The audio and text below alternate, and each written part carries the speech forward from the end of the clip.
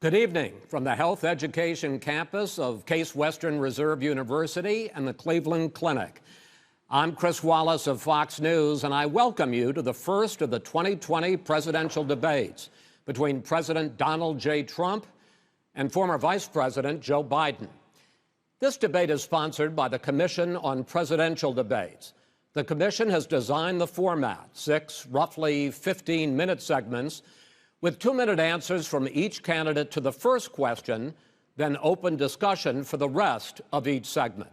Both campaigns have agreed to these rules. For the record, I decided the topics and the questions in each topic. I can assure you, none of the questions has been shared with the commission or the 2 candidates. This debate is being conducted under health and safety protocols designed by the Cleveland Clinic, which is serving as the health security advisor to the commission for all 4 debates. As a precaution, both campaigns have agreed the candidates will not shake hands at the beginning of tonight's debate. The audience here in the hall has promised to remain silent. No cheers, no boos or other interruptions, so we, and more importantly you, can focus on what the candidates have to say. No noise except right now, as we welcome the Republican nominee, President Trump, and the Democratic nominee, Vice President Biden.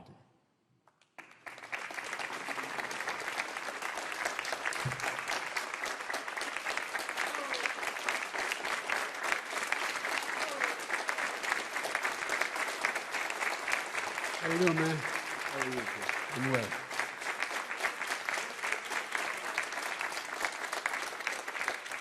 Gentlemen, a lot of people have been waiting for this night, so let's get going. Our first subject is the Supreme Court. President Trump, you nominated Amy Coney Barrett over the weekend to succeed the late Ruth Bader Ginsburg on the court. You say the Constitution is clear about your obligation and the Senate's to consider a nominee to the court. Vice President Biden, you say that this is an effort by the president and Republicans to jam through an appointment and what you call an abuse of power. My first question to both of you tonight: why are you right in the argument you make and your opponent wrong? And where do you think a Justice Barrett would take the court? President Trump, in this first segment, you go first. 2 minutes. Thank you very much, Chris. I will tell you very simply, we won the election. Elections have consequences.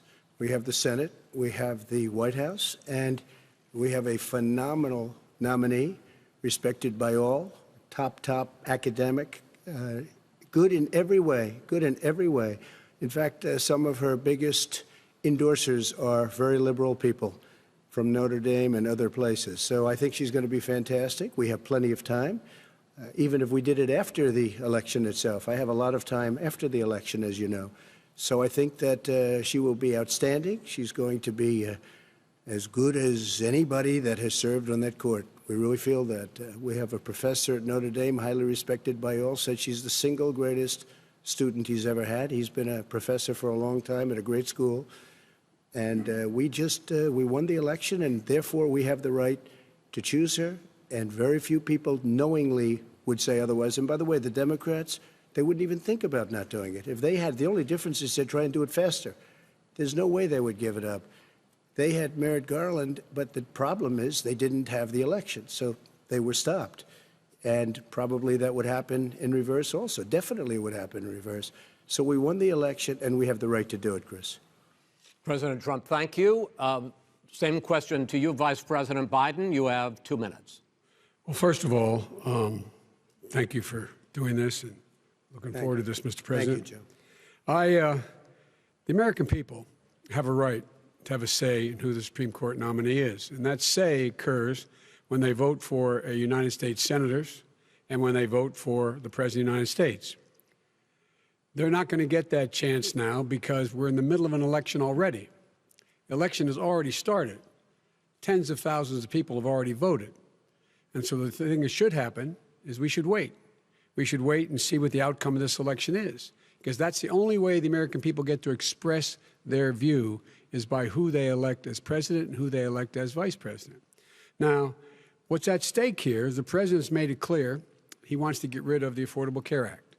He's been running on that, he ran on that, and he's been governing on that. He's in the Supreme Court right now trying to get rid of the Affordable Care Act, which will strip 20 million people from having insurance, health insurance now, if it goes into court. And the justice, and I'm not opposed to the justice. She seems like a very fine person. But she's written before she went on the bench, which is her right, that she thinks that the Affordable Care Act is not constitutional.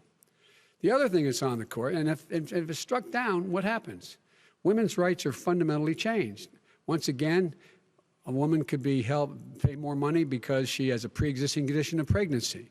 They were able to charge a woman more for the same exact procedure a man gets. And that ended when we, in fact, passed the Affordable Care Act. And there's 100 million people who have pre-existing conditions, and they'll be taken away as well. Those pre-existing conditions, the insurance companies are going to love this. And so it's just not appropriate to do this before this election. If he wins the election and the Senate is Democrat or Republican, then he goes forward. If not, we should wait until February. All right. There aren't 100 million people with pre-existing conditions. As far as the say is concerned, the people already had their say.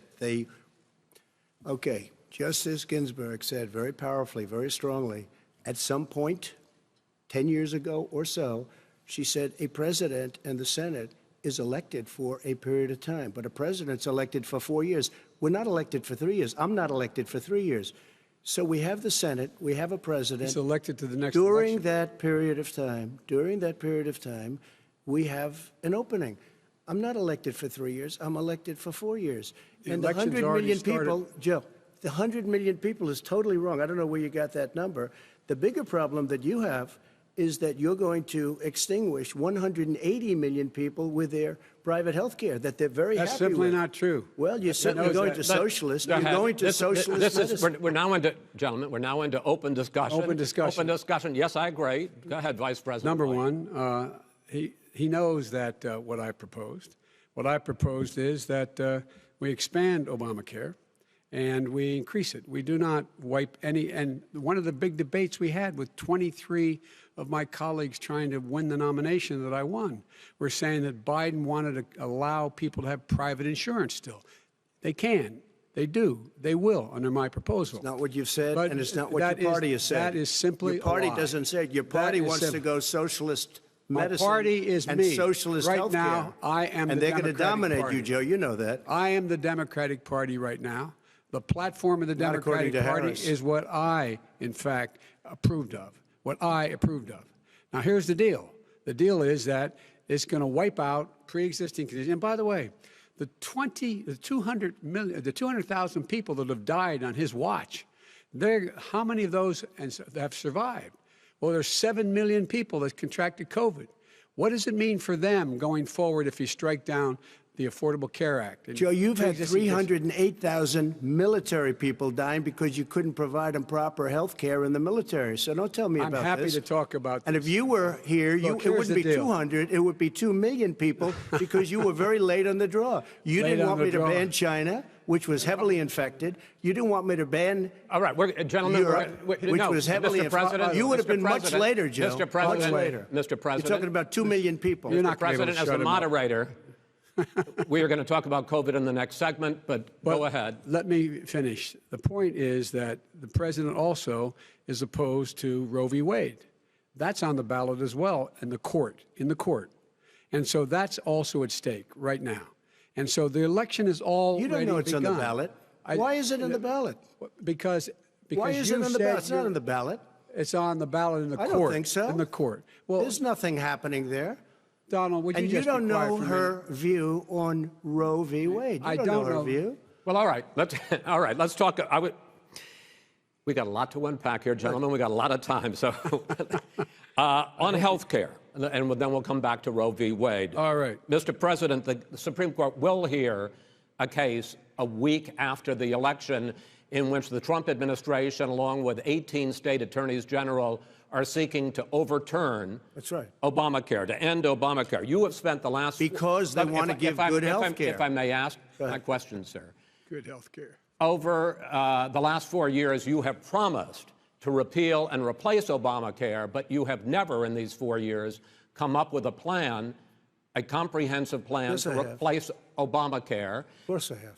Well, I got rid of the individual mandate. I'm going to give you an opportunity. I got rid of the individual mandate, which was a big chunk of Obamacare. That is absolutely a big thing. That was the worst part of Obamacare. Sir, Chris, that was the worst part of Obamacare. Let me ask my question. Well, I'll ask Joe. The individual mandate was the most unpopular aspect of Obamacare. I got rid of it. I'd like you and we will protect people with President, I'm the moderator of this conditions. debate, and I would like you to let me ask my question, and then you can answer your question. Go ahead.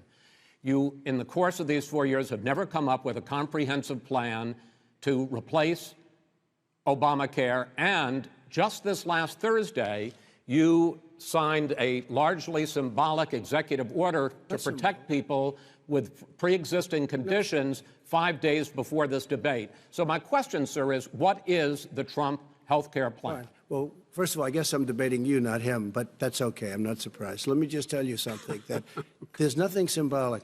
I'm cutting drug prices. I'm going with favored nations, which no president has the courage to do because you're going against Big Pharma. Drug prices will be coming down 80 or 90%. You could have done it during your 47-year period in government, but you didn't do it. Nobody's done it. So we're cutting health care. All of the things that we've done, insulin. I'll give you an example. Insulin. It was destroying families, destroying people because I'm getting it for so cheap. It's like water, you want to know the truth. So cheap. Take a look at all of the drugs what we're doing, prescription drug prices. We're going to allow our governors now to go to other countries to buy drugs because they pay just a tiny fraction. As I say, this is open discussion. No, but this is big. This is big stuff. Sir, you'll be happy. I'm about to pick up on one of your points to ask the Vice President, which is he points out that you would like to add a public option to Obamacare, and the argument that he makes and other Republicans make is that that is going to end private insurance. It is and not. Well, if I can ask you the question, it will end. Not what your party says, by the way. It will end private insurance and create a government takeover of health care. It does not. It's only for those people who are so poor they qualify for Medicaid. They can get that free in most states, except governors who want to deny people who are poor Medicaid. Anyone who qualifies for Medicare Medicaid would automatically be enrolled in the public option. The vast majority of the American people would still not be in that option, number one. Joe, you agreed with Bernie Sanders, who's far left, on the manifesto, we call it, and that gives you socialized medicine. Look, hey, I'm not going to listen to him. The fact of the matter is, I beat Bernie Sanders. Not by much. I beat him a whole hell of a lot. I'm here standing facing you, old buddy. Pocahontas would have left 2 days early. You would have lost every primary. All he knows how to on do Super is hurt. Tuesday. You got very lucky. Here's the deal. I got very lucky. I'm going to get very lucky tonight as well. And tonight I'm going to make sure, because here's the deal. Here's the deal. The fact is that everything he's saying so far is simply a lie. I'm not here to call out his lies. Everybody knows he's a liar. But you I just want to make sure. Joe, you're the liar. I want to make sure. You graduated last in your class, not first in your class. I want to make sure. Mr. President, can you let him finish, sir? No, he doesn't know how to do that. He has, You'd be surprised. You pick You'd be surprised. the wrong guy, the wrong night at the wrong time. Listen, you agreed with Here's Bernie Sanders to the manifesto. The whole idea. Let him. There is no manifesto, number one. Please let him speak, Mr. President. Number two. You just lost the left. Number two. You just lost the left. You agreed with Bernie Sanders on a plan. Folks, absolutely folks, agreed do you have any idea what this clown's doing? They call it Mr. Do you have any? Socialized medicine. Mr. Well, President. I tell you what, he is not for any help for people needing health care. Because he, in fact, already has cost 10 million people their health care that they had from their employers because of his recession. Number one. Number two, there are 20 million people getting health care through Obamacare now that he wants to take it away. He won't ever look you in the eye and say that's what he wants to do. take it away. No, I want to give them Number better three, health care at a much lower price because and by Obamacare the way, he doesn't is know no how. good. He doesn't know how I've to do already that. fixed it. He has never I've offered already a plan. fixed it to an extent. He has never done a as single you might thing. know, but probably don't. Gentlemen, you realize if you're both speaking at the same time, and it's too expensive. let the president go ahead, sir. Obamacare is no good. We made it better, and I had a choice to make very early on. We took away the individual mandate. We guarantee pre-existing conditions, but took away the individual mandate. Listen, this is the way it is. And that destroyed, that they shouldn't even call it Obamacare. Then I had a choice to make. Do I let my people run it really well or badly? Yeah. If I run it badly, they'll probably blame him, but they'll blame me. But more importantly, I want to help people, okay? I said, you got to run it so well. That's what he's and I just had a meeting with them. They said, the problem is no matter how well you run Obamacare, it's a disaster. It's too expensive. Okay. Premiums are too high, and it doesn't work. So we do want to get rid of it. Chris, we want to get rid of it. I understand it, sir, but I have to give you roughly equal time. Good. Please let the vice president talk. Good. He has no plan for health care. Of course we do. He sends out wishful thinking. He has executive orders that have no power. He hasn't lowered drug costs for anybody. He's been promising a health care plan since he got elected. He has none, like almost everything else he talks about. He does not have a plan. He doesn't have a plan. And the fact is, this man doesn't know what he's talking about. All right. I have one final question for you, sure. Mr. Vice President.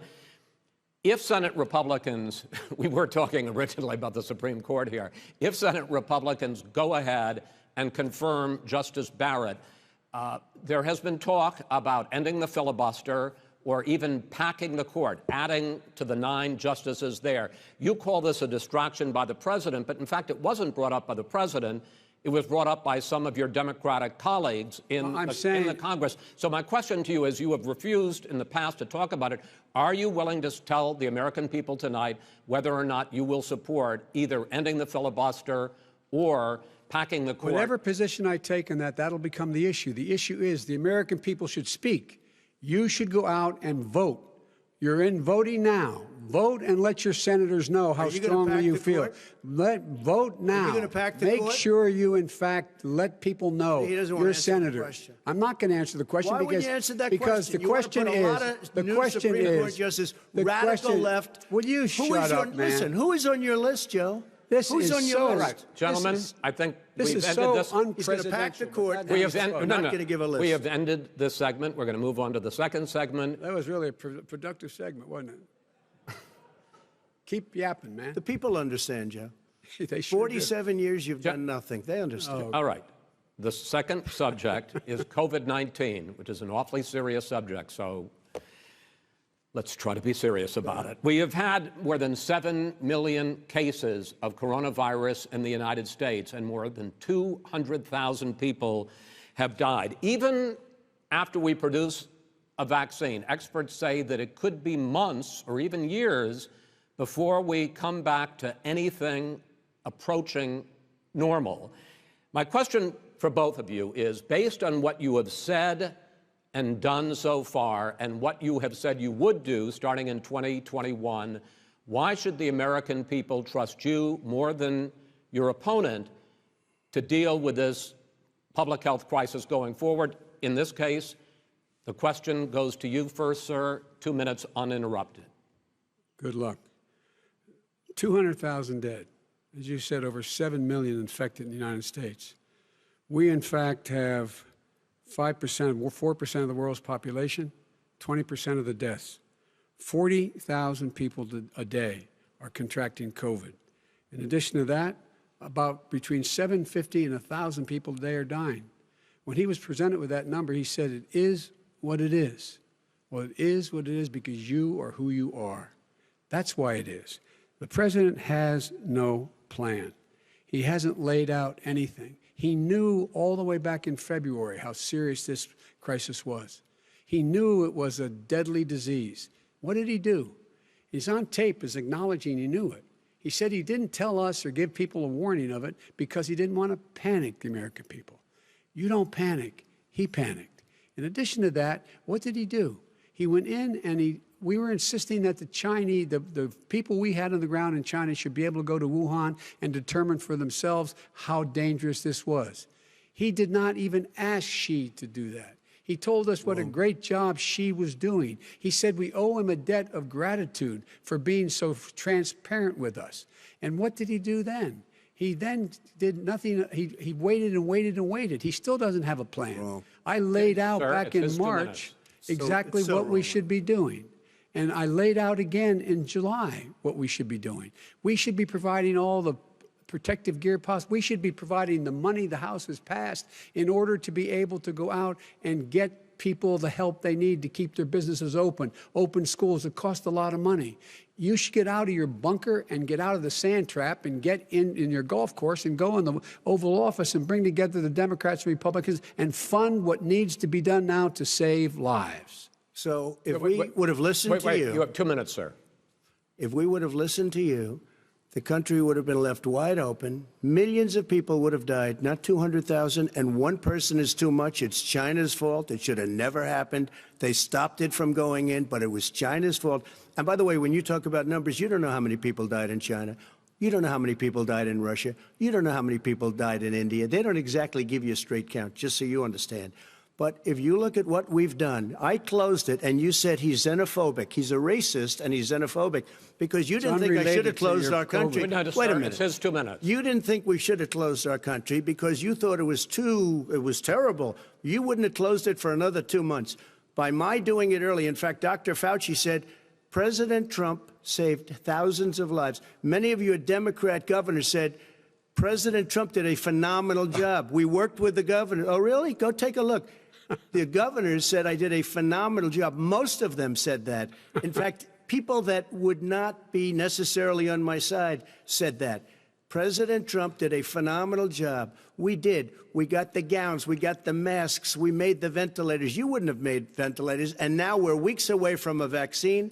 We're doing therapeutics already. Fewer people are dying when they get sick. Far fewer people are dying. We've done a great job. The only thing I haven't done a good job, and that's because of the fake news.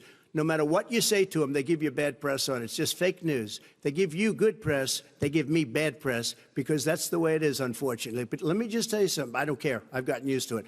But I'll tell you, Joe, you could never have done the job that we did. You don't have it in your blood. You could have never done that job. I know how to do the job. I know how to get the job Well, you done. didn't do very well in swine flu. H1N1, you were a disaster. Your own chief of staff said you were a disaster. 14,000 people died, not 200,000. There was no economic recession. Sir, you made a there was no recession. You made a point. Let him answer it. And there was we didn't shut down the economy. This is his economy he's shut down. The reason it's shut down is because, look, you folks at home, how many of you got up this morning and had an empty chair at the kitchen table because someone died of COVID? How many of you were in a situation where you lost your mom or dad and you couldn't even speak to them? You had a nurse holding a phone up so you could, in fact, say goodbye. You would have lost far more people. Far more people. And, you would have been and by the way, months late. Your own, his own CDC director says we could lose as many as another 200,000 people between now and the end of the year. And he held up. He said, if we just wear a mask, we can save half those numbers. Just a mask. And by the way, in terms of the whole notion of a vaccine, we're for a vaccine, but I don't trust him at all, nor do you. I know you don't. What we trust is a scientist. You don't we trust Dr. Johnson Fauci. Johnson, Pfizer? Okay, by the way, gentlemen, let me move on to questions about the future, because you both have touched on two of the questions I'm going to ask. Focusing on the future first, President Trump, you have repeatedly either contradicted or been at odds with some of your government's own top scientists. The week before last, the head of the Centers for Disease Control, Dr. Redfield, said it would be summer before the vaccine would become generally available to the public. You said that he was confused and mistaken. Those were your two words. Yeah. But Dr. Slaoui, the head of your Operation Warp Speed, has said exactly the same thing. Are they both wrong? Well, I've spoken to the companies, and we can have it a lot sooner. It's a very political thing because people like this would rather make it political than save lives. God. It is a very political thing. I've spoken to Pfizer. I've spoken to all of the people that you have to speak to. We have great Moderna, Johnson & Johnson, and others. They can go faster than that by a lot. become very political because the left, or I don't know if I call them left, I don't know what I call them. So you're suggesting that the head of your Operation Warp Speed, Dr. Slawi? I disagree with him. Yeah, no, I disagree with both of them. And he didn't say that. He said it could be there, but it could also be much sooner. I had him in my office 2 days ago. He talked about the summer, sir, before it's generally available. Just like he said it's a possibility that we'll have the answer before November 1st. It could also be after about when that. It's generally available. Well, we're going to deliver it right away. We have the military all set up. Logistically, they're all set up. We have our military that delivers soldiers, and they can do 200,000 a day. They're going to be delivering. This is the same man it's who all told set you up. by Easter this would be gone away. By the warm weather, it'd be gone. Miraculous, like a miracle. And by the way, maybe you could inject some bleach in your arm, and that would take care of it. This is the same man. That was said sarcastically, you know that. That was said sarcastically. And so here's the deal. This man is talking about a vaccine. Every serious company is talking about maybe having a vaccine done by the end of the year. But the distribution of that vaccine will not occur until sometime beginning or the middle of next year to get it out, if we get the vaccine. And pray God we will. Pray God we will. Mr. Vice President, I want to pick up You'll have the vaccine sooner I want to than pick that. up on this question, though. You say the public can trust the scientists, but they can't trust President Trump. In fact, you said that again tonight. Your running mate, Senator Harris, goes further, saying the public health experts, quote, will be muzzled, will be suppressed. Given the fact that polls already show that people are concerned about the vaccine and are reluctant to take it, are you and your running mate, Senator Harris, contributing to that fear? No more than the question you just asked him. You pointed out. He puts pressure and disagrees with his own scientists. But you're saying Everybody you can't, knows. or Senator Harris is saying you can't trust the scientists. No, you can trust the scientists. She didn't say that. You can't trust She said the public health experts, quote, will be muzzled, will be suppressed. Well, that's what he's going to try to do. But there's millions of scientists, there's thousands of scientists out there, like here at this great hospital, that don't work for him. Their job doesn't depend on him. That's not, they're the people, and by the way. I spoke to the scientists that are in charge. By the way. They will have the vaccine very soon. Let him finish. Do you believe for a moment what he's telling you in light of all the lies he's told you about the whole issue relating to COVID? He still hasn't even acknowledged that he knew this was happening, knew how dangerous it was going to be back in February, and he didn't even tell you. He's on record as saying it. He panicked or he just looked at the stock market, one of the two, because guess what? A lot of people died, and a lot more are going to die unless he gets a lot smarter, a lot quicker. So, Mr. President? Did you use the word smart? So you said you went to Delaware State, but you forgot the name of your college. You didn't go to Delaware State. You graduated either the lowest or almost the lowest in your class. Don't ever use the word smart with me.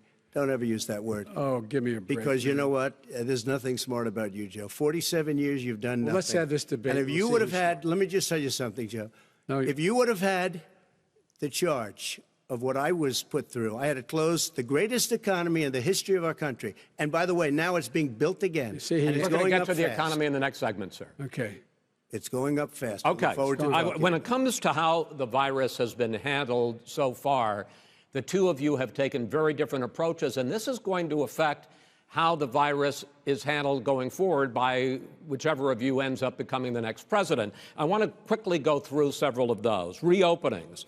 Vice President Biden, you have been much more reluctant than President Trump about reopening the economy and schools. Why, sir?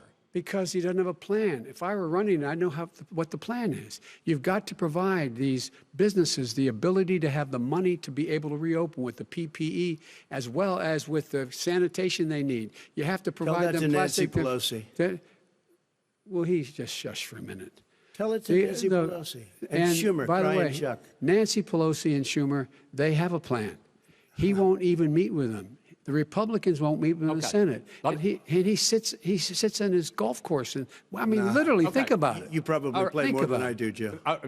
What about this question of reopenings and the fact? Well, he wants to shut down this country. And I want to keep it open. And we did a great thing by shutting it down. Wait a minute, Joe. Let me shut you down for a second, Joe, just for 1 second. He wants to shut down the country. We just went through it. We had to because we didn't know anything about the disease. Now we found that elderly people with heart problems and diabetes and different problems are very, very vulnerable. We learned a lot. Young children aren't. Even younger people aren't. We've learned a lot. But he wants to shut it down. More people will be hurt by continuing. If you look at Pennsylvania, if you look at certain states that have been shut down, they have Democrat governors all. One of the reasons they're shut down is because they want to keep it shut down until after the election on November 3rd. I want to move on to another because subject. it's a I want to move political on to another subject. But those states are not doing well that are shut down Which is right got now. to respond to that. President Trump, you have begun to increasingly question the effectiveness of masks as a disease preventer. And in fact, recently you have cited the issue of waiters touching their masks and touching plates. Are you questioning I think the masks efficacy are okay. of You have masks? to understand, if you look, I mean, I have a mask right here. I put a mask on, when I think I need it. Tonight, as an example, everybody's had a test, and you've had social distancing and all of the things that you have to. But I wear masks when needed. When needed, I wear masks. Okay, let me ask. I don't wear masks like him. Every time you see him, he's got a mask. He could be speaking 200 feet away from it. He shows up with the biggest mask I've ever seen. I will say this. Vice President Biden, go ahead, sir. Look, the way to open businesses is give them the wherewithal to be able to open. We provided money. The Congress. But I was asking you, sir, about masks. Well, masks make a big difference. His own head of the CDC said if we just wore masks between now, if everybody wore masks in social distance between now and January, we'd probably save up to 100,000 lives.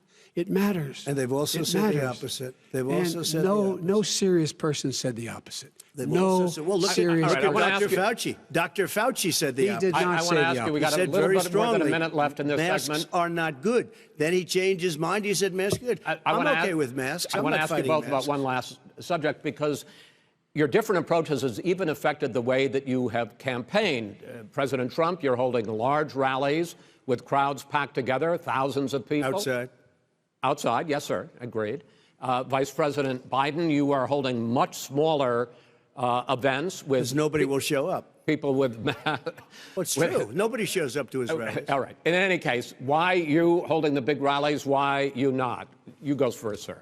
Because people want to hear what I have to say. I mean, but are you not worried about a spreading disease? President, and I'll have 35,000 people show up at airports. We use airports. Are you not worried about the disease issues, We have a lot of people. Sir? Well, so far, we have had no problem whatsoever. It's outside. That's a big difference, according to the experts. And we do them outside. We have tremendous crowds, as you see. I mean, and literally on 24 hours' notice. And Joe does the circles and has 3 people someplace. Okay. By the way, did you see one of the last big rallies he had? And a reporter came up to him to ask him a question. He said, no, stand back. Put on your mask. Put on a mask. Have you been tested? I'm way far away from those other people. That's what he said. I'm going to be okay. He's not worried about you. He's not worried about the people out there breathing in one another. We've had no negative effect.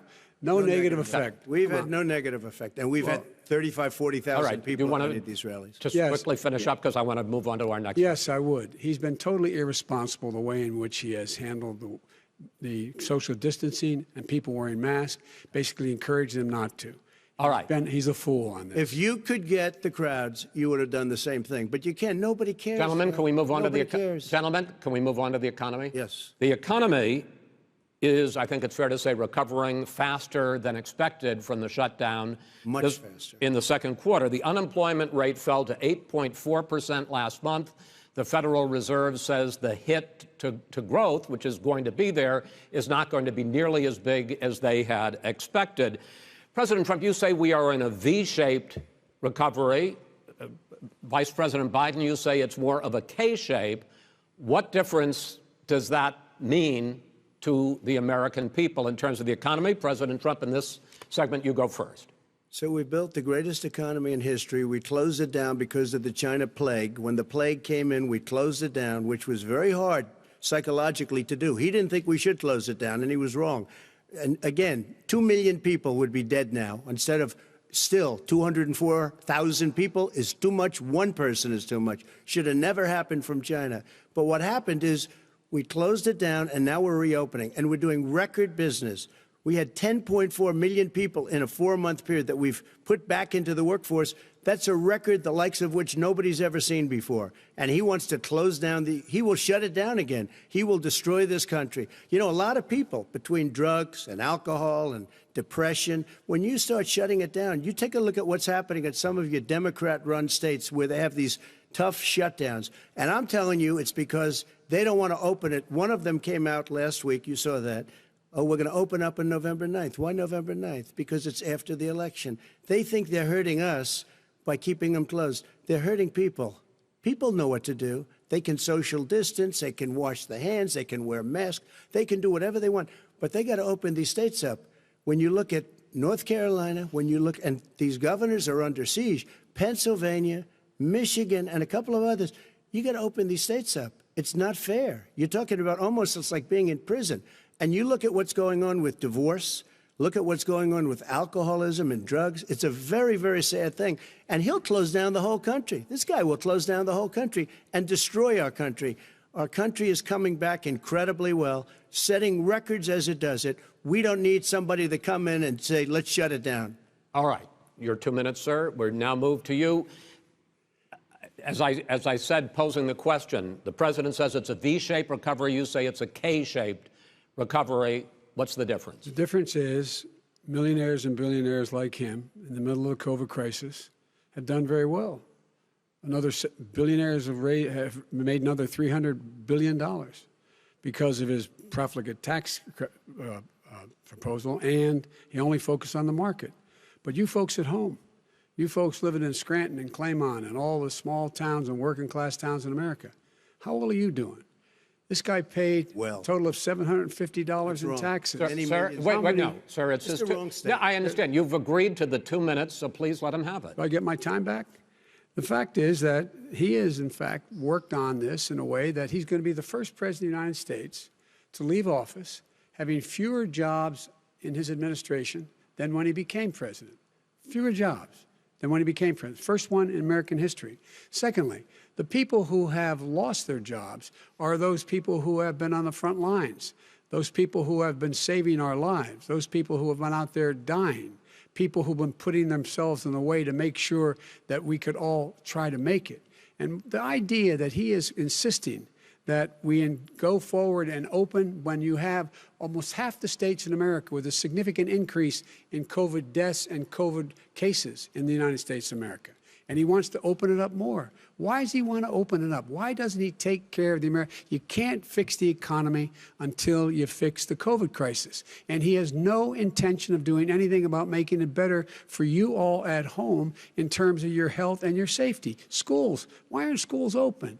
Because it costs a lot of money to open them safely. You know, they were going to give, his administration was going to give the teachers and school students masks. And then they decided, no, couldn't do that because it's not a national emergency. Not a national emergency. They've done nothing to help small businesses. Nothing. They're closing. 1 in 6 is now gone. He ought to get on the job and take care of the needs of the American people so we can open safely. All right. Your time is up, sir. Well, we are going to get to... I have to respond to that. Well, you both had 2 minutes, sir. Excuse me, he made a statement. So did you. People want their schools, people want their schools open. They don't want to be shut down. They don't want their state shut down. They want their restaurants. I look at New York. It's so sad what's happening in New York. It's almost like a ghost town. And I'm not sure it can ever recover what they've done in New York. People want their places open. They want to get back to their lives. They'll be careful, but they want their schools open. I'm the one that brought back football. By the way, I brought back Big Ten football. It was me, and I'm very happy to do it. And people of Ohio are very proud of me. And you know how I found out? When he took gentlemen, we're going to get to your economic plans going forward in a moment. But first, Mr. President, as you well know, there's a new report that in 2016, the year you were elected president, and 2017, your first year as president, that you paid $750 a year in federal income tax each of those years. I know that you pay a lot of other taxes, but I'm asking you the specific question. Is it true that you paid $750 in federal income taxes each of those 2 years? I paid millions of dollars in taxes, millions of dollars of income tax. And let me just tell you, There was a story in one of the papers. Show us your tax I paid $38 million one year. I paid $27 million Show us your tax one year. returns. I went. You'll see it as soon as it's finished. You'll see it. You know, if you want to do, go to the Board of Elections. There's a 118-page or so report that says everything I have, every bank I have, I'm totally under-leveraged because the assets are extremely good, and we have a very, I built Sir, a great I'm asking company. you a specific question, which But is... let me tell you... I understand all of that. I understand all of that. But no, Mr. President, Go ahead. I'm asking you a question. Will you tell us how much you paid in federal income taxes in 2016 and 2017? Millions of dollars. You paid millions of dollars? Millions of dollars. So yes. not 750? Millions of dollars. And you'll get to see it. And you'll get to see it. But let me just tell you, Chris, let me just tell you something, that it was the tax laws. I don't want to pay tax. Before I came here, I was a private developer. I was a private business people. Like every other private person, unless they're stupid, they go through the laws, and that's what it is. He passed a tax bill that gave us all these privileges for depreciation and for tax credits. We build a building and we get tax credits, like the hotel on Pennsylvania Avenue. You get a massive, which, by the way, was given to me by the Obama administration, if you can believe that. Now, the man got fired right after that happened. But Vice President Biden, you want to respond? Yeah, I do want to respond. Look, the tax code that made him, put him in a position that he pays less tax than a school teacher makes on the money a school teacher makes is because of him he says he's smart because he can take advantage of the tax code. And he does take advantage of the tax code. That's why I'm going to eliminate the Trump tax cuts. And I'm going to eliminate those tax cuts and make sure that we invest in the people who, in fact, need the help. People out there need help. But why didn't you do it over the last 25 years? Because you weren't president. Because you weren't president screwing things up. You were a senator. And You're by the way, worst you were president America has ever had. Hey, Come Joe, on. let me just tell you, Joe. I've done more in 47 months. I've done more than you've done in 47 years, Joe. We've done things that you never even thought of doing, including fixing the broken military that you gave me, including taking care of your vets. Mr. President, we're talking about the economy. I'd like to ask you about your plans going forward, because, Mr. Vice President, your economic plan, if you were to be elected president, focuses a lot on big government, big taxes, big spending. I want to focus first on the taxes. You propose more than $4 trillion over a decade in new taxes on individuals making more than $400,000 a year and on corporations. President Trump says that that kind of an increase in taxes is going to hurt the economy as it's just coming out of a recession. Well, just take a look at what the analysis done by Wall Street firms. Points out that my economic plan would create 7 million more jobs than his in 4 years, number one. And number two, it would create an additional $1 trillion in economic growth, because it would be about buying American. That we're going to make, the federal government spend $600 billion a year on everything from ships to steel to buildings and the like. And under my proposal, we're going to make sure that every penny of that has to be made by a company. But respectfully, sir, I'm talking about taxes, not spending. By the way, I'm going to eliminate a significant number of the tax. I'm going to make the corporate tax 28%. It shouldn't be 21%. You have 91 companies, in the Fortune 500, who don't pay a single penny in tax, making billions of dollars. Why didn't you do it before when you were vice president with Obama? Because you, in fact, passed that. That was your tax proposal. I got it done. And you know what happened? You got it done. Our economy boomed like it's never boomed. The economy is busted. Let me finish. Mr. President, let me pick up on that. You would continue your free market approach, lower taxes, more deregulation, correct? Not lower taxes for American people. Excuse me. But in Obama's, you talk about the economy booming, it turns out that in Obama's final 3 years as president, more jobs were created, 1.5 million more jobs than in the first 3 years of your presidency. They had the slowest recovery economic recovery since 1929. It was the slowest recovery. Also, they took over something that was down here. All you had to do is turn on the lights and you pick up a lot. But they had the slowest economic recovery since 1929. Let me tell you about the stock market. When the stock market goes up, that means jobs. It also means 401ks.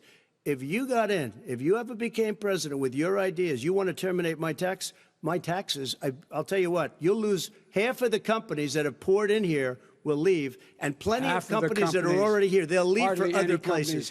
They will leave, and you will have a depression, the likes of which you've never seen. Look, we inherited the worst recession short of a depression in American history. I was asked to bring it back. We were able to have an economic recovery that created the jobs you're talking about. We handed him a booming economy. He blew it. It wasn't booming. Blew it. He blew it. It wasn't booming. It was the weakest recovery since 1929. Is it fair to say he blew it when fact, when there was record low unemployment before COVID? Yeah, but because what he did, even before COVID, manufacturing went in the hole.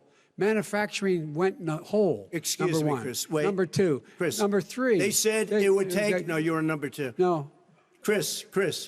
They said it would take a miracle to bring back manufacturing. I brought back 700,000 jobs. They brought back nothing. They gave up on manufacturing. Part of my standard fare. I'm the guy that brought back the automobile industry. All right, let him. We brought back. I was asked to bring back Chrysler and General Motors. We brought them back right here in the state of Ohio and Michigan. He blew it. They're gone. He blew it. And in fact, they're going. Ohio had the best year it's ever had last year. Michigan had the best year they've ever had. That is not true. Many car companies came in from Germany, from Japan, went to Michigan, went to Ohio. They're not having. And they didn't come in with you. Mr. Vice President, go ahead. And so you take a look at what he's actually done.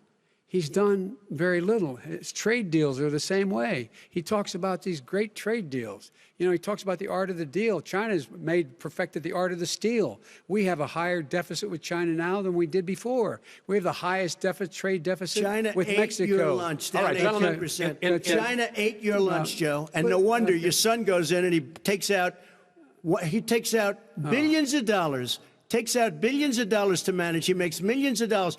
And also, while we're at it, why is it, just out of curiosity, the mayor of Moscow's wife gave your son $3.5 million. What did he do to deserve it? What did he do with Burisma to deserve $183,000? None You've of asked that your question, is true. let him answer. None of that is true. Oh, really? He didn't get $3.5 million? Mr. President, Mr. President, please. Totally discredited.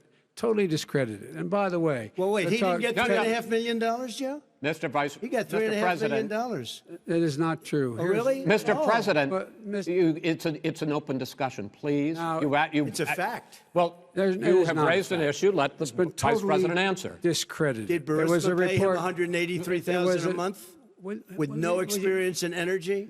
Mr. President, my son did nothing wrong at Burisma. I think he did. Mr. President, let him answer.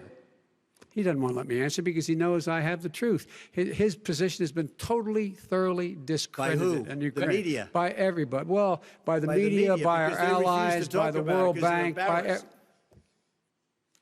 by everyone has discredited. Matter of fact, even the people who testified under oath. So let me ask you this, Joe. No, go ahead, Mr. I'm listening to you. He got $3.5 million from Moscow.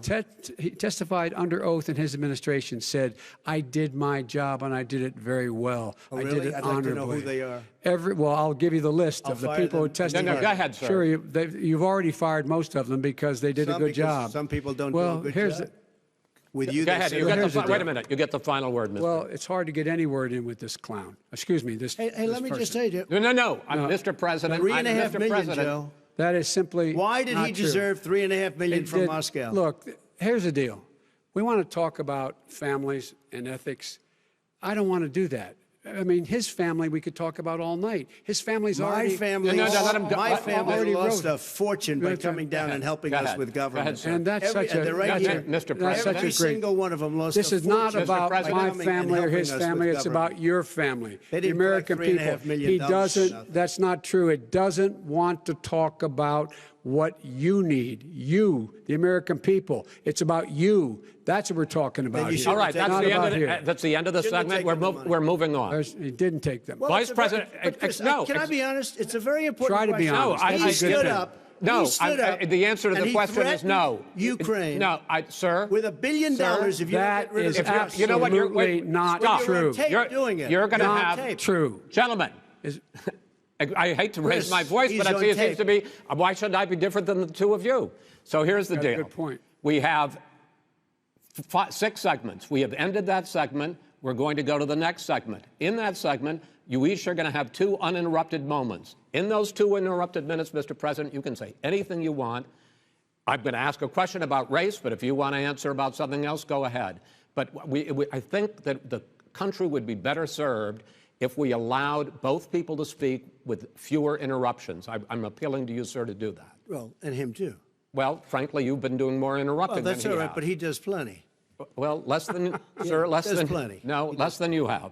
Let's please continue on. The issue of race. Vice President Biden, you say that President Trump's response to the violence in Charlottesville 3 years ago, when he talked about very fine people on both sides, was what directly led you to launch this run for president. Oh, yeah, sure.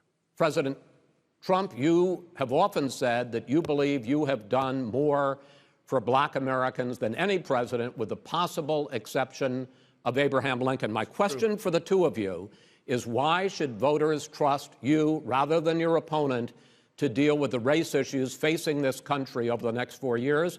Vice President Biden, you go first. It's about equity and equality. It's about decency. It's about the Constitution. And we have never walked away from trying to require equity for everyone, equality for the whole of America. But we've never accomplished it. But we've never walked away from it like he has done. It is true. The reason I got in the race is when those people, close your eyes, remember what those people looked like coming out of the fields carrying torches, their veins bulging, just spewing anti-Semitic bile, and accompanied by the Ku Klux Klan. A young woman got killed.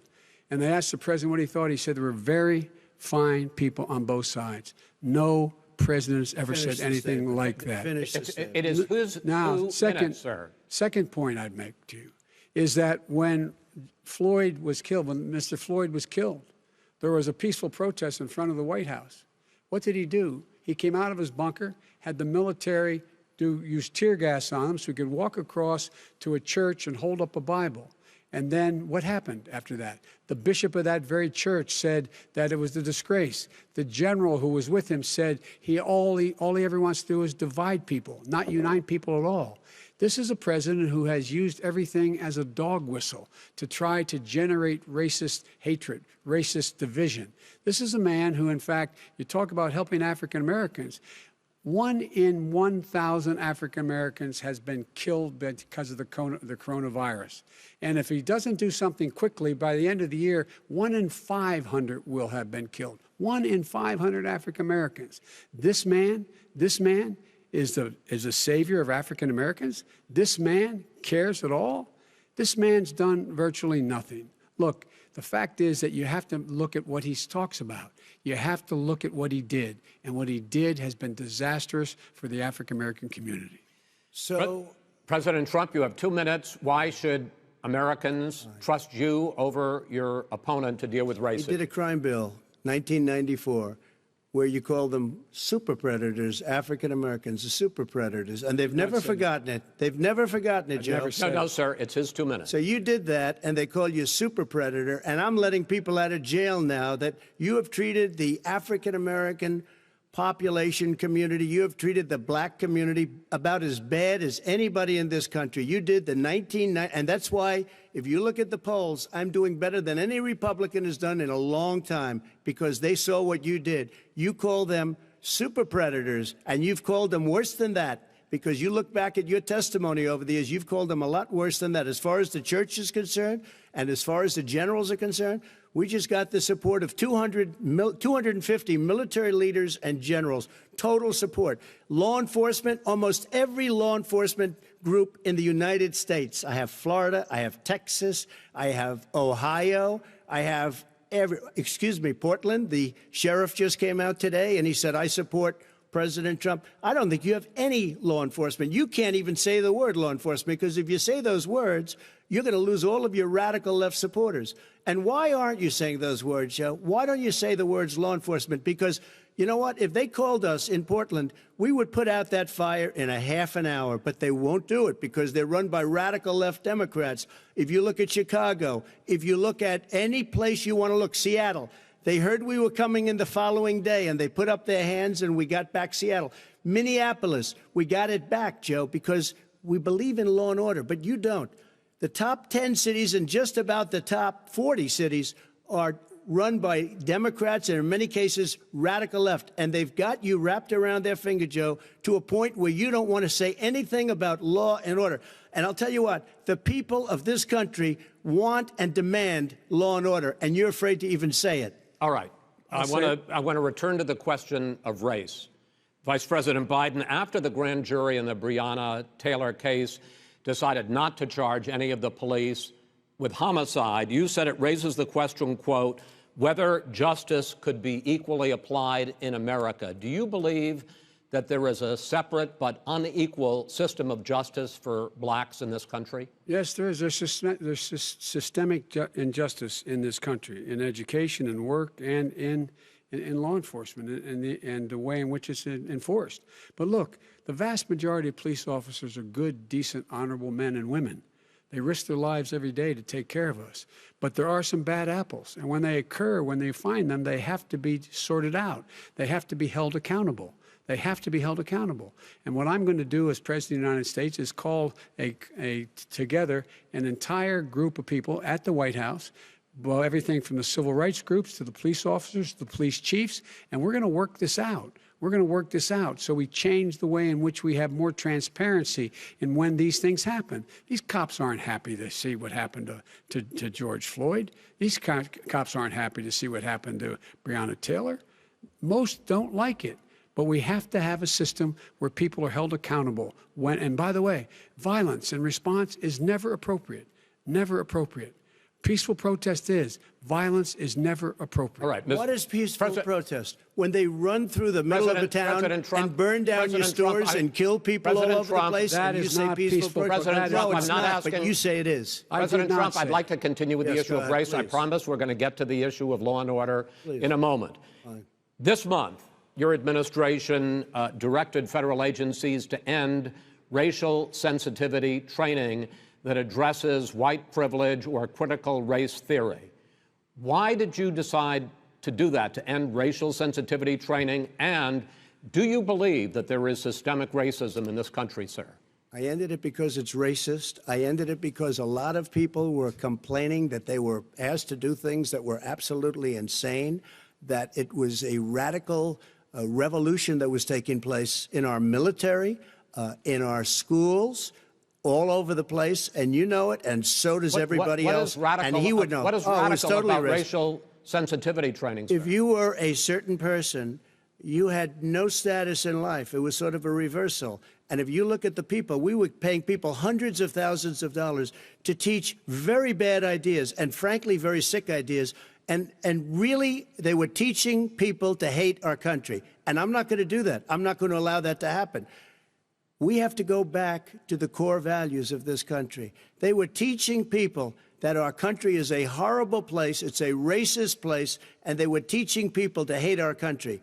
And I'm not going to allow that to happen. Vice President Biden?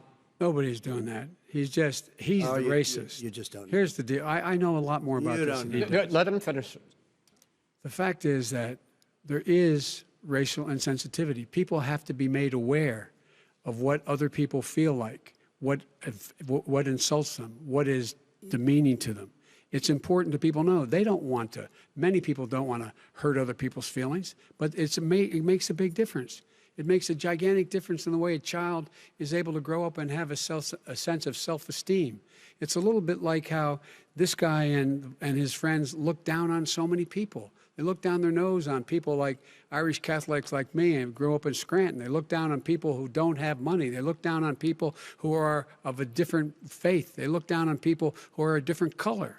In fact, we're all Americans. The only way we're going to bring this country together is bring everybody together. There's nothing we cannot do if we do it together. We can take this on and we can defeat racism in America. President Trump, sir. During the Obama-Biden administration, there was tremendous division. There was hatred. You look at Ferguson, you go to many places. Look at Oakland. Look what happened in Oakland. Look what happened in Baltimore. Look what happened. Frankly, it was more violent than what I'm even seeing now. Oh, my but Lord. the reason This is is that ridiculous. the Democrats that run these Absolutely cities ridiculous. don't want to talk like you about law and order. Violent and you crime, still haven't mentioned. violent Are you in crime. favor of law and order? I'm in favor of law. You follow it. Are you in favor of law and order? Go yes, ahead, I'm say in it. favor. You Everybody's asked a in favor question, of let him finish. Law and He'll order. lose his Law left. and Let order. him answer. Law and order with justice, where people get treated fairly. Okay. And the fact of the matter is, violent crime went down 17%, 15% in our administration. All right. It's gone up on his watch. Went down much more in ours. All right, we're now. Is president of the Mr. President, United you're going States of America. Mr. President, every record in the Mr. book. President, you're going to be very happy because we're now going to talk about law and order. Places we had trouble were Democratic-run cities. That's and exactly states. my question. There has been a dramatic increase in homicides in America this summer, particularly, and you often blame that on Democratic mayors and Democratic governors, but in fact, there have been equivalent spikes in Republican-led cities like Tulsa and Fort Worth. So the question is this really a party issue? I think it's a party issue. You can bring in a couple of examples, but if you look at Chicago, what's going on in Chicago, where 53 people were shot and 8 died, shot. If you look at New York, where it's going up like nobody's ever seen anything, the numbers are going up 100, 150, 200%. Crime. It is crazy what's going on. And he doesn't want to say law and order because he can't, because he'll lose his radical left supporters. And once he does that, it's over with. But if he ever got to run this country and they ran it the way he would want to run it, our suburbs would be gone. By the way, our suburbs would be gone, and you would see problems like you've never seen. He wouldn't know a suburb unless he took a wrong turn. Oh, I know suburbs. He would not. So much Go ahead. Wait a minute. I was raised in the suburbs. This is not 1950. All these dog whistles and racism don't work anymore. Suburbs are by and large integrated. There's many people today driving their kids to soccer practice and/or to black and white and Hispanic in the same car as there have been any time in the past. What really is a threat to the suburbs and their safety is his failure to deal with COVID. They're dying in the suburbs. His failure to deal with the environment. They're being flooded. They're being burned out because his refusal to do anything. That's why the suburbs are in trouble. I do want to talk about this issue of law and order, though. And in the joint recommendation that came from the Biden-Bernie Sanders task force, you talked about, quote, reimagining policing. Yeah. First of all, what does reimagining policing mean, and do you support? It means. Let me, if I might finish the question. What does reimagining policing mean, and do you support the Black Lives Matter call for community control of policing? Look, what I support is the police having the opportunity to deal with the problems they face. And I'm totally opposed to defunding the police officers. As a matter of fact, local police, the only one defunding in his budget calls for a $400 million cut in local law enforcement assistance. They need more assistance. They need, when they show up for a 9/11 call, to have someone with them as a psychologist or psychiatrist to keep them from having to use force and be able to talk people down. We have to have community policing like we had before, where the officers get to know the people in the communities. That's when crime went down. It didn't go up, it went down. And so we have to be engaged. That's not what they're talking about, Chris. That's not what they're talking about. He's talking about defunding the police. That is not true. He doesn't have any law support. Look, he has no law enforcement support. That's not true. Almost nothing. Look. Oh, really? Who do you have? Name one group that supports you. Name one group that came out and supported you. Go ahead. Look, think. We have time. We don't have time to do anything. No, think all right. Name one law enforcement group that came out and supported I think, gentlemen, you. I think I'm going to take back the moderator's role. I don't think there are any. And I want to get to another subject, which is the issue of protests in many cities that have turned violent. In Portland, Oregon, especially, we had more than 100 straight days of protests, which I think you would agree. You talk about peaceful protests. Many of those turned into riots. Mr. Vice President, you say that people who commit crimes should be held accountable. The question I have, though, is, as the Democratic nominee, and earlier tonight you said that you are the Democratic Party right now, have you ever called the Democratic mayor of Portland or the Democratic governor of Oregon and said, hey, you got to stop this, bring in the National Guard, do whatever it takes, but you stop the days and months of violence in Portland? I don't hold public office now. I am a former vice president. I've made it clear in my public statements that the violence should be prosecuted. It should be prosecuted, and anyone who commits it But should you've be never prosecuted. called for the people, He's never the said leader. that. Excuse me, sir. You have never called for the leaders in Portland and in Oregon to call Because bring they- in the National Guard and knock off 100 days of riots. They can, in fact, take care of it if he just stay out of the way. Look here. Oh, really? Here, Oh, really? here's the thing. I sent in the wait, I U.S. asked him a Marshals to question. get the killer No, of the young man in the middle of the street. They shot him, and for 3 days, President Trump, Portland President wouldn't do Trump, anything. please I had to send interrupt, in and the U.S. Marshals. President They Trump, took care of business. Go ahead, sir. And by the way, you know, his own former spokesperson said, you know, riots and chaos and violence help his cause. That's what this is all about. I don't know who said that. I do. Who? I think Kellyanne Conway. I don't think she said that. She said that. don't- And so here's the All right. But here's the point. Go ahead, The point sir. is that that's what he is, keeps trying to rile everything up. He doesn't want to calm things down. Instead of going in and talking to people and saying, let's get everybody together, figure out how to deal with this. What's he do? He just pours gasoline in the fire constantly, every single solitary Okay, time. and to end this, button up this segment, I'm going to give you a minute to answer, sir. You have repeatedly Well, wait, criticized. I have to answer his No, statement. you have His statement. repeatedly. Wait, you have just one repeated. No, second. you've been talking He back made and a forth. statement. I'm asking you. I would no, love to you know, end it. sir. I would love to end it, and You we know, if would you want to very- switch seats, We would could very quickly. We could do that, but I'd I'm send no, in I'm- the National Guard. It would be over. There'd be no problem. Okay, But they good. don't want to accept the National Guard. You have repeatedly criticized the vice president for not specifically calling out Antifa and other left-wing That's right. extremist groups. But are you willing tonight to condemn white supremacists and militia groups and to say that they need to stand down and not add to the violence in a number of these cities, as we saw in Kenosha and as we've seen in Portland? Sure, Are you I'm willing prepared to to do that, specifically but do it? Well, I go would ahead, say, sir. I would say almost everything I see is from the left wing, not from the right wing. So what are you saying? I'm willing to do anything. I want to see Well, peace. then do it, sir. Say it. Do it. Say it. Do you want to call him? What do you want to call him? Give me a name. Give me a White name. Go ahead. supremacists and Who would right you like me to supremacists. condemn? White Proud Boys. supremacists and right-wing Proud militia. Boys, stand back and stand by. But I'll tell you what. Somebody's got to do something about Antifa and the left, because this is not a right-wing problem. His This own is a left-wing. FBI director This said is a the threat left-wing of Go ahead, problem. white Go ahead, sir. supremacists. Antifa's an idea, not an organization. Oh, you gotta be not kidding. militia. That's what Oh, really? his It's an idea. His Okay. FBI director Gentlemen, said. Well, we're then gonna- you know what? No, He's no, wrong. we're done, sir. We're Everybody- moving on to the next. everybody We're gives moving. you When a bat advice hits in you your over the head, that's administration. not an idea. Everybody in Antifa your is administration bad. tells you the truth has a bad idea. Can I tell you what? You have no ideas. that are Antifa is a dangerous, All right, radical gentlemen, group. we're now moving on to the Trump And and you ought to be Biden careful with records. them. They'll overthrow you. When in a 2 president, seconds. I'm going to ask a question. When the president seeks a second term, it is generally a referendum on his record. But Vice President Biden, you like to quote one of your dad's sayings, which is, don't compare me to the almighty, compare me to the alternative. And in this case, sir, you are the alternative. Looking at both of your records, I'm going to ask each of you, why should voters elect you president over your opponent? In this segment, President Trump, you go first, 2 minutes. Because there has never been an administration or president who has done more than I've done in a period of 3.5 years. And that's despite the impeachment hoax.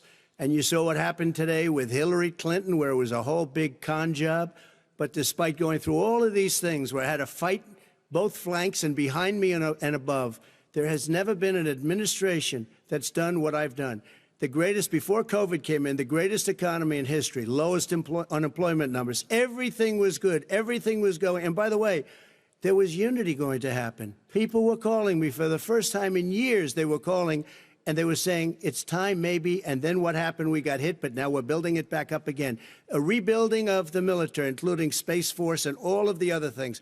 A fixing of the VA, which was a mess under him. 308,000 people died because they didn't have proper health care. It was a mess. And we now got a 91% approval rating at the VA, our vets. We take care of our vets. But we've rebuilt our military. The job that we've done, and I'll tell you something, some people say maybe the most important. By the end of the first term, I'll have approximately 300 federal judges and Court of Appeals judges, 300, and hopefully 3 great Supreme Court justices. That is a record, the likes of which very few people, and you know one of the reasons I'll have so many judges? because President Obama and him left me 128 judges to fill. When you leave office, you don't leave any judges. That's like you just don't do that. They left 128 openings, and if I were a member of his party, because they have a little different philosophy, I'd say if you left us 128 openings, you can't be a good president, you can't be a good vice president. But I want to thank you because it gives us almost, it'll probably be above that number by the end of this term. 300 judges. It's a record. Looking at both your records, why should voters elect you president as opposed to President Trump? You have 2 minutes uninterrupted. Under this president, we become weaker, sicker, poorer, more divided, and more violent. When I was vice president, we inherited a recession. I was asked to fix it. I did. We left him a booming economy, and he caused the recession. With regard to being weaker, the fact is that I've gone head-to-head with Putin and made it clear to him we're not going to take any of his stuff. He's Putin's puppy. He still refuses to even say anything to Putin about the bounty on the heads of American soldiers. Your son got $3.5 million.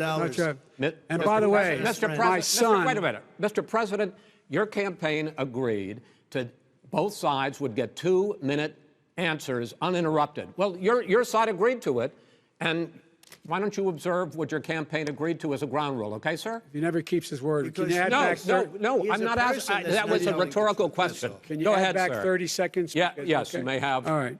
Go ahead. So, thirdly, we're poor. The billionaires have gotten much more wealthy by a tune of over $300 to $400 billion more just since COVID.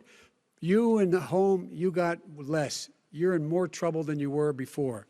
In terms of being more violent, when we were in office, there were 15% less violence in America than there is today. He's president of the United States. It's on his watch. And with regard to more divided, the nation can't stay divided. We can't be this way. And speaking of my son, the way you talk about the military, the way you talk about them being losers and being and just being suckers. My son was in Iraq. He spent a year there. He got the Bronze Star. He got the Conspicuous Service Medal. He was not a loser. He was a patriot, and the people left behind there were heroes. Really? And I resent. Are you talking like about Hunter? hell. Are you talking about I'm Hunter? talking about my son, Bo Biden. You're talking about. I don't know Bo. I know Hunter. Yeah, Hunter you know Bo. Hunter got thrown out of the military. He was thrown out, dishonorably discharged. That's not true. He wasn't dishonorably. Cocaine use. And he didn't have a job until you became vice president. Once you became vice president, he made a fortune in Ukraine, in China, in Moscow, that is simply and various not other places. True. He made a fortune. My son. And he didn't have a job. My son, like a lot of people we know at home, had a drug problem. He's overtaken it. He's fixed it. He's worked on it, and I'm proud of him. But why was he given tens of millions of dollars? But he wasn't given tens of millions of dollars. That is totally discredited. We've already been totally discredited. We've already been through this. I think the American people would rather hear about more substantial subjects. Well, you know, as the moderator, sir, I'm going to make a judgment call here. Gets $3.5 million from the mayor of Moscow. Let's talk about not true. Gentlemen, that report is totally discredited. Mitt Romney on that committee said it wasn't worth taxpayers' money, that report. It was written for political reasons. You know, I'd like to talk about climate change. So would I. Okay. The forest fires in the West are raging now. They have burned millions of acres. They have displaced hundreds of thousands of people. When state officials there blame the fires on climate change, Mr. President, you said, I don't think the science knows. Over your 4 years, you have pulled the U.S. out of the Paris Climate Accord. You have rolled back a number of Obama environmental records. What do you believe about the science of climate change? And what will you do in the next 4 years to confront it? I want crystal clean water and air. I want beautiful, clean air. We have now the lowest carbon. If you look at our numbers right now, we are doing phenomenally. But I haven't destroyed our businesses. Our businesses aren't put out of commission. If you look at the Paris Accord, it was a disaster from our standpoint. And people are actually very happy about what's going on because our businesses are doing well. As far as the fires are concerned, you need forest management in addition to everything else. the forest floors are loaded up with trees, dead trees that are years old, and they're like tinder, and leaves and everything else. You drop a cigarette in there, the whole forest burns down. You've got to have forest management. You've got to have cuts. What do you believe about the science of climate change, sir? I believe that we have to do everything we can to have immaculate air, immaculate water, and do whatever else we can that's good. You know, we're planting 1 billion trees, the Billion Tree Project, and it's very exciting for a lot of people. You believe that human pollution, greenhouse gas emissions contributes to the global warming of this planet? I think a lot of things do, but I think to an extent, yes. I think to an extent, yes. But I also think we have to do better management of our forests. Every year, I get the call, California's burning. California's burning. If that was cleaned, if you had forest management, good forest management, you wouldn't be getting those calls. You know, in Europe, they have forest cities. They're called forest cities. They maintain their forests. They manage their forests. I was with the head of a major country. It's a forest city. He said, sir, we have trees that are far more, they ignite much easier than California. There shouldn't be that problem. I spoke with the governor about it. I'm getting along very well with the governor. But I said, you know, at some point, you can't every year have hundreds of thousands of acres of land just burned to the ground. That's burning down because of a lack of management. But, sir, if you believe in the science of climate change, why have you rolled back the Obama Clean Power Plan, which limited carbon emissions in power plants? Why have you relaxed? Because it was driving energy prices through the sky. Why have you relaxed fuel economy standards that are going to create more pollution from cars and trucks? Well, not really, because what's happening is the car is much less expensive and it's a much safer car, and you're talking about a tiny difference. And then what would happen, because of the cost of the car, you would have at least double and triple the number of cars purchased. We have the old slugs out there that are 10, 12 years old. If you did that, the car would be safer. It would be much cheaper by $3,500. In the case of California, they've simply ignored No, but you would take a lot of cars rollback off the market because people would be able to afford a car. Now, and by the way, we're going to see how that turns out. But a lot of people agree with me, many people. The car has gotten so expensive because they have computers all over the place for an extra little bit of gasoline. And I'm okay with electric cars, too. I think I'm all for electric cars. I've given big incentives for electric cars. But what they've done in California is just crazy. Right. Vice President Biden, I'd like you to respond to the president's climate change record, but I also want to ask you about a concern. You proposed $2 trillion in green jobs. You talk about new limits, not abolishing, but new limits on fracking, ending the use of fossil fuels to generate electricity by 2035, and zero net emission of greenhouse gases by 2050. The president says a lot of these things would tank the economy and cost millions of jobs. He's absolutely wrong, number one. Number two, if in fact, during our administration, the Recovery Act, I was in charge, able to bring down the cost of renewable energy to cheaper than or as cheap as coal and gas and oil. Nobody's going to build another coal-fired plant in America. No one's going to build another oil-fired plant in America. They're going to move to renewable energy, number one. Number two, we're going to make sure that we are able to take the federal fleet and turn it into a fleet that's run on their electric vehicles. Making sure that we can do that, we're going to put 500,000 charging stations in all of the highways that we're going to be building in the future. We're going to build an economy that, in fact, is going to provide for the ability of us to take 4 million buildings and make sure that they, in fact, are weatherized in a way that, in fact, they'll emit significantly less gas and oil because the heat will not be going out. There's so many things that we can do now to create thousands and thousands of jobs. We can get to net zero in terms of energy production by 2035. Not only not costing people jobs, creating millions of good paying jobs, not $15 an hour, but prevailing wage, by having a new infrastructure that, in fact, is green. And the first thing I will do, I will rejoin the Paris Accord. I will join the Paris Accord because with us out of it, look what's happening. It's all falling apart. And talk about someone who has no relationship with foreign policy. Brazil, the rainforests of Brazil are being torn down, are being ripped down. More carbon is absorbed in that rainforest than every bit of carbon that's emitted in the United States.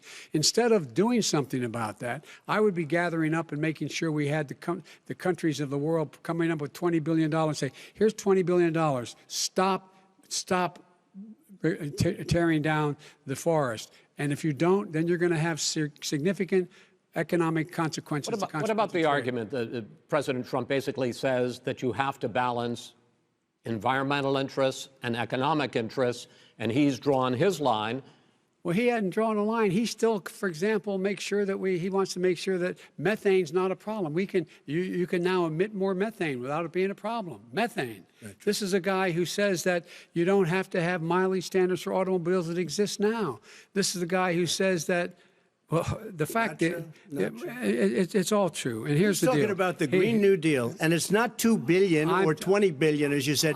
It's $100 trillion. I'm talking about where they want to rip down buildings and rebuild the building. No, it's the dumbest, most ridiculous. Where airplanes are out of business, where two-car systems are out, where they want to take out the cows too. You know, that's not true either, right? This is a $100 trillion. Look, that's more money than our country could make in 100 years if we're not going to. The case. All right, let me destroy our because country. I actually wait a minute, sir. I actually have studied your plan, and it includes upgrading 4 million buildings, weatherizing 2 million homes over 4 years, building 1.5 million energy-efficient homes.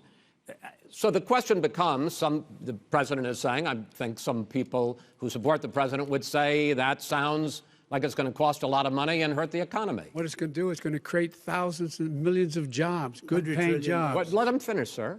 He doesn't know how to do that. $100 billion. The fact is, it's going to create millions of good-paying jobs, and these tax incentives for people to weatherize, which he wants to get rid of. It's going to make the economy much safer. Look how much we're paying now to deal with the hurricanes. By the way, he has an answer for hurricanes. He said maybe we should drop a nuclear weapon on them. They may. I never said that. That's at all. He did say. You made it up.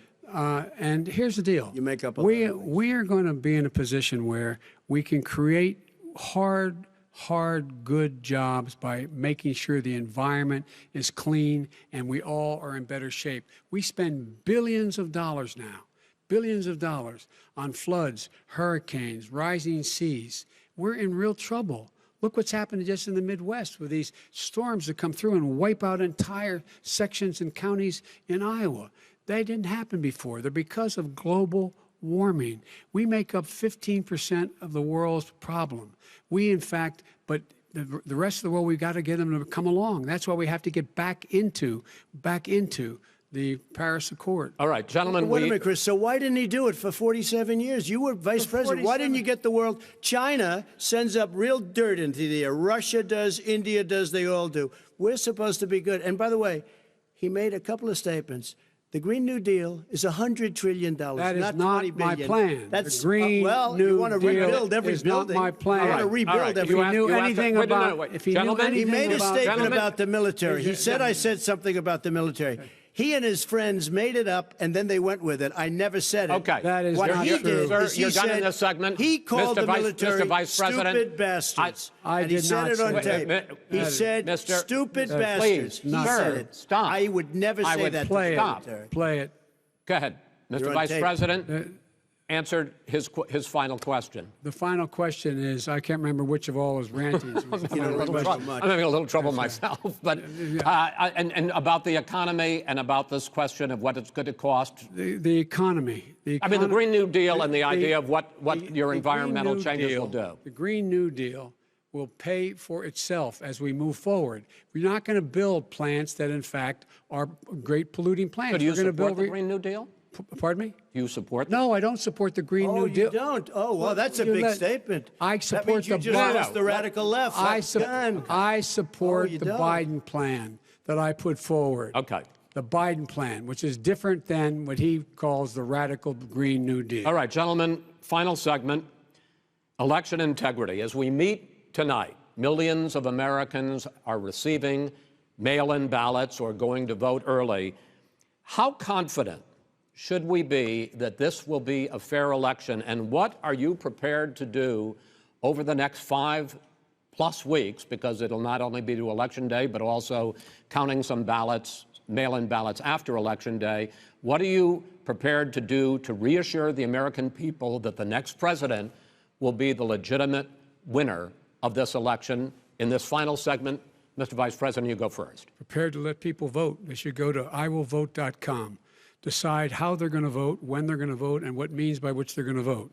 His own Homeland Security Director, and as well as the FBI Director, says there is no evidence at all that mail-in ballots are a source of being manipulated and cheating. They said that. The fact is that there are going to be millions of people because of COVID that are going to be voting by mail-in ballots, like he does, by the way. He sits behind the Resolute desk and sends his ballot to Florida, number one. Number two, we're going to make sure that those people who want to vote in person are able to vote, because enough poll watchers are there to make sure they can socially distance. The polls are open on time, and the polls stay open until the votes are counted. And this is all about trying to dissuade people from voting, because he's trying to scare people into thinking that it's not going to be legitimate. Show up and vote. You will determine the outcome of this election. Vote, vote, vote. If you're able to vote early in your state, vote early. If you're able to vote in person, vote in person. Vote whatever way is the best way for you, because he cannot stop you from being able to determine the outcome of this election. And in terms of whether or not, when the votes are counted, and they're all counted, that will be accepted. If I win, that will be accepted. If I lose, that will be accepted. But by the way, if in fact he says he's not sure what he's going to accept, well, let me tell you something. It doesn't matter, because if we get the votes, it's going to be all over. He's going to go. He can't stay in power. It won't happen. It won't happen. So vote. Just make sure you understand you have it in your control to determine what this country is going to look like the next 4 years. Is it going to change, or you get 4 more years of these lies? Mr. President, 2 minutes. So when I listened to Joe talking about a transition, there's been no transition from when I won. I won that election. And if you look at crooked Hillary Clinton, if you look at all of the different people, there was no transition, because they came after me trying to do a coup. They came after me spying on my campaign. They started from the day I won, and even before I won, from the day I came down the escalator with our First Lady. They were a disaster. They were a disgrace to our country. And we've caught them. We've caught them all. We've got it all on tape. We've caught them all. And by the way, you gave the idea for the Logan Act against General Flynn. You better take a look at that, because we caught you in a sense. And President Obama was sitting in the office. He knew about it, too. So don't tell me about a free transition. As far as the ballots are concerned, it's a disaster. A solicited ballot, okay, solicited is okay. You're soliciting, you're asking, they send it back, you send it back. I did that. If you have an unsolicited, they're sending millions of ballots all over the country.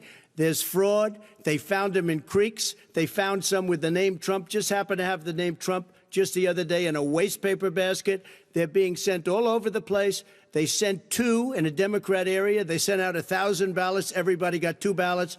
This is going to be a fraud like you've never seen. The other thing, it's nice on November 3rd, you're watching and you see who won the election. And I think we're going to do well, because people are really happy with the job we've done. But you know what?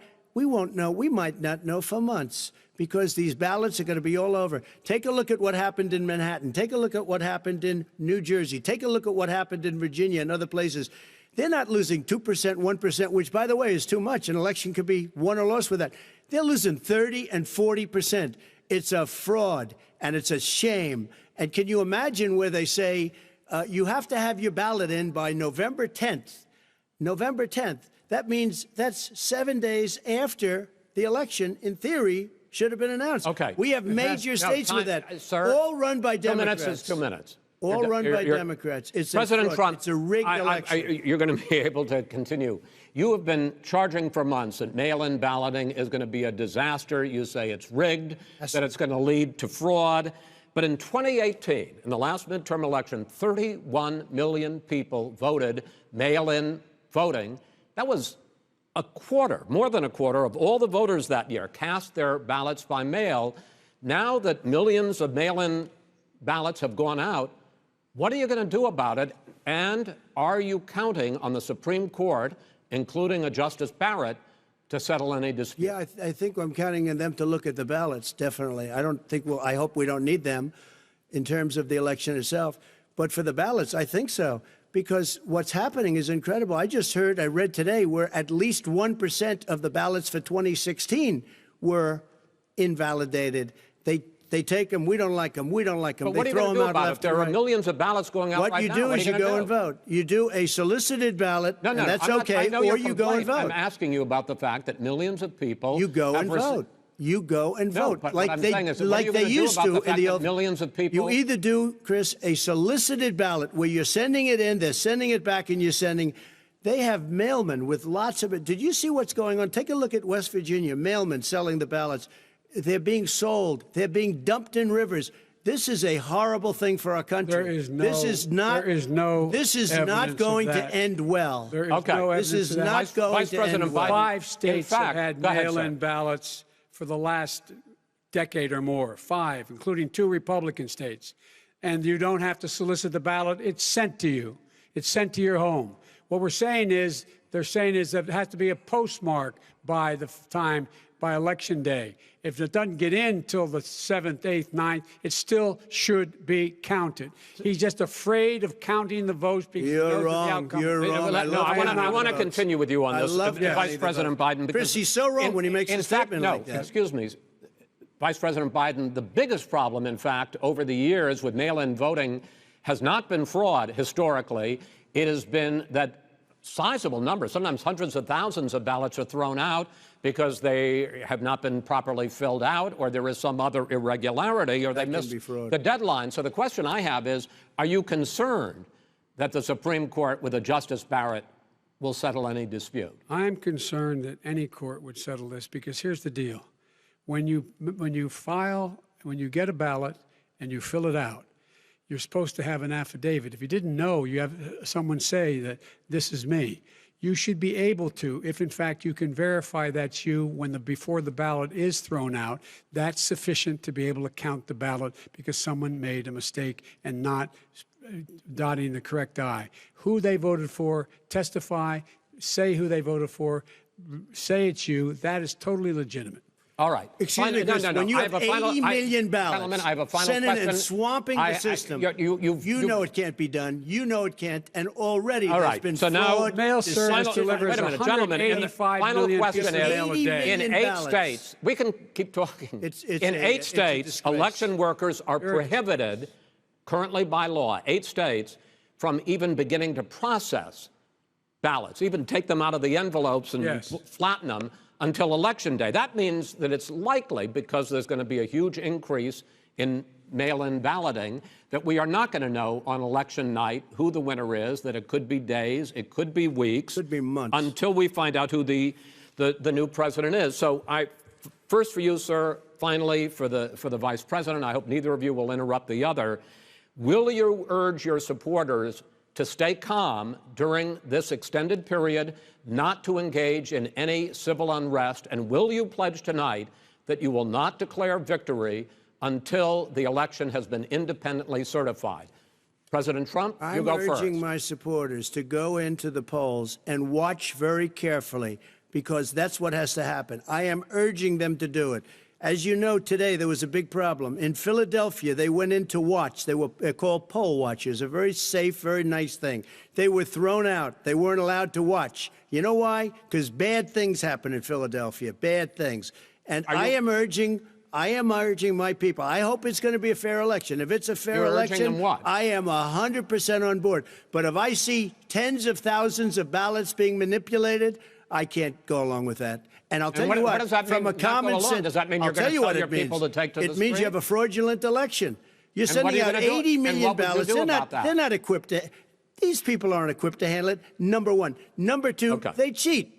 They cheat. Hey, they found ballots in a waste paper basket 3 days ago, and they all had the name military ballots. They were military. They all had the name Trump on them. Vice President you think Biden, that's good? Vice President Biden, final question for you. Will you urge your supporters to stay calm while the vote is counted, and will you pledge not to declare victory until the election is independently certified? Yes, and here's the deal. They count the ballots, as you pointed out. some of these ballots in some states can't even be opened until Election Day. And if there's thousands of ballots, it's going to take time to do it. And by the way, our military, they've been voting by ballots since the end of the Civil War, in effect. And that's what's going to happen. Why was it not? Why is it for them somehow not fraudulent? It's the same process. It's honest. No one has established at all that there is fraud related to mail-in ballots, that somehow it's a fraudulent process. It's already been established. Take a look at Carolyn Maloney's race. I asked you had an opportunity to respond. Look at Carolyn Maloney. Go ahead. They have no idea what happened. Vice President Biden, go ahead. He has no idea what he's talking about. Here's the deal. The fact is, I will accept it, and he will too. You know why? Because once the winner is declared, after all the ballots are counted, all the votes are counted, that'll be the end of it. That'll be the end of it. And if it's me, in fact, fine. If it's not me, I'll support the outcome. And I'll be a president not just for the Democrats. I'll be a president for Democrats and Republicans. And this guy, I want to see an honest ballot count. Gentlemen, you say that's the end of it? This is the end of this debate? Honest ballot count. We're going to leave it there. To be continued as in more debates as we go on. President Trump, Vice President Biden, it's been an interesting hour and a half. I want to thank you both for participating in the first of 3 debates that you have agreed to engage in. We want to thank Case Western Reserve University and the Cleveland Clinic for hosting this event. The next debate, sponsored by the Commission on Presidential Debates, will be 1 week from tomorrow, October 7th, at the University of Utah in Salt Lake City. The 2 vice presidential nominees, Vice President Mike Pence and Senator Kamala Harris, will debate at 9 p.m. Eastern that night. We hope you watch. Until then, thank you and good night.